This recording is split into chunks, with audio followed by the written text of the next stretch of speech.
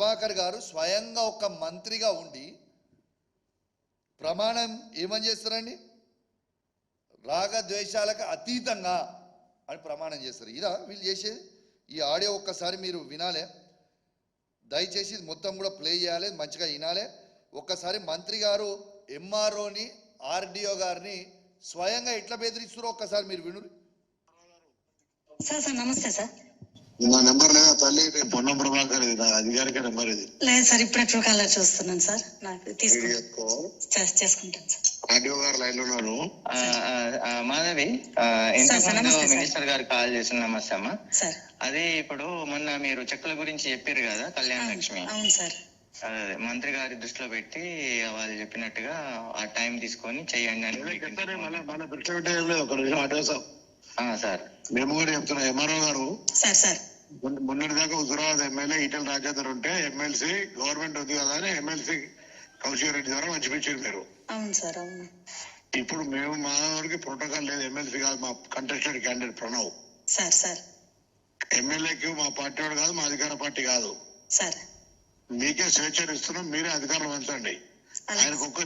ఆయన చేయికి ఒక్కటి పోయినా పోవద్దని చెప్తున్నారు. రెస్పెక్టబుల్ ఎంఆర్ఓ గారు, మీరు ఒక చెక్ కూడా ఆయన చేయకూడదు. మీరే స్వయంగా అవసరమైతే స్థానిక సర్పంచులు ఆలోచన తీసుకొని పోయి లోకల్ ఇచ్చేసుకోండి. మీరు విన్నారు కదా, లైవ్ గా ఎంఆర్ఓ గారికి చెక్కులు ఇవ్వద్దని చెప్తుండు. ఈ జియో ఏమున్నదండి మీకు చదువుతా, 3rd పారా 4th పాయింట్ లో, checks will be distributed by the concerned constituency MLA to the beneficiary once in a week or on a specific day at mandal headquarters or as per MLA wish అనేది clear గా జియో ఉన్నాక ఇట్లా చెప్పడము న్యాయమా? రెండోది, ఈ మంత్రి గారు చెప్పిండ్రు ఆ ఎంఆర్ఓలు అప్పుడు ఇద్దరు చేసిర్రు, వాళ్ళు ఎంఆర్ఓలు ఆ రోజు ఇద్దరు అవినీతి చేసిర్రు చెక్కులలో. ఏమైంది? ఇద్దరు ఇవాళ ఎంఆర్ఓలు జైలుకి పోయింది. ఇది ప్రజాస్వామ్యం. ఖచ్చితంగా ప్రజల మధ్యలోనే చెక్కులు వంచాల్సిన బాధ్యత, ప్రోగ్రాం పెట్టి ఇవ్వాల్సిన బాధ్యత ఉన్నది. ఏ ఒక్క చెక్ అయినా కూడా ఎంఆర్ఓ గారు ఇండివిజువల్గా పంచితే ఇది మీరు అవినీతికి పాల్పడుతున్నారు కాబట్టే అనే ప్రమాదం ఉంటుంది, రేపు బెనిఫిషరీస్ చెప్పే ప్రమాదం ఉంటుంది. కాబట్టి మీరు కూడా తస్మాత్ జాగ్రత్త అని మీ అందరికీ కూడా హెచ్చరిస్తూ ఉన్నాం. దీంతో పాటు పొన్నం ప్రభాకర్ గారి ఒక breaking news, legal notice fly ash స్కామ్లా మేము కౌశిక్ రెడ్డి గారికి పంపించినాము, జోగిన్పల్లి సంతోష్రావు గారికి పంపించినాము, టీ న్యూస్కి పంపించినాము, నమస్తే తెలంగాణకు పంపించినాము అని ఫ్లాష్ న్యూస్ అని చెప్తున్నాం. అయ్యా పొన్నం ప్రభాకర్ గారు, మీరు మీ ఇల్లీగల్ యాక్టివిటీస్ని లీగల్ నోటీస్ ద్వారా ఆపాలనుకుంటే, మా నోర్లు మూపియాలనుకుంటే కలవదు బ్రదర్. నీ లీగల్ నోటీస్కి బరాబర్ మా లీగల్ టీం నీకు బరాబర్ జవాబు చెప్తాం. నేను ఒకటే ఛాలెంజ్ విసురుతా ఉన్నా పొన్నం ప్రభాకర్ గారికి,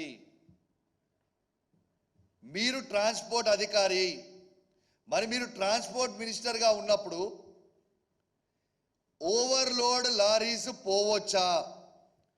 నేను ఒక బాధ్యత కలిగిన శాసనసభ్యునిగా రెడ్ హ్యాండెడ్గా లారీని పట్టుకొని దాంట్లో పోతున్న వేటేజ్ని, దాంట్లో వే బిల్ అవసరం లేదు అని కొన్ని మాట్లాడుతున్నాను.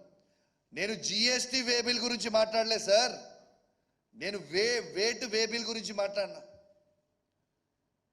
ఇలా 34 టన్స్ 16 టైర్ లారీ ఉదాహరణ 34 టన్స్ పోవాలంటే 80 టన్స్ ఎట్లా పోతుంది అని నేను అడుగుతున్నా. దాంట్లో పోవచ్చా?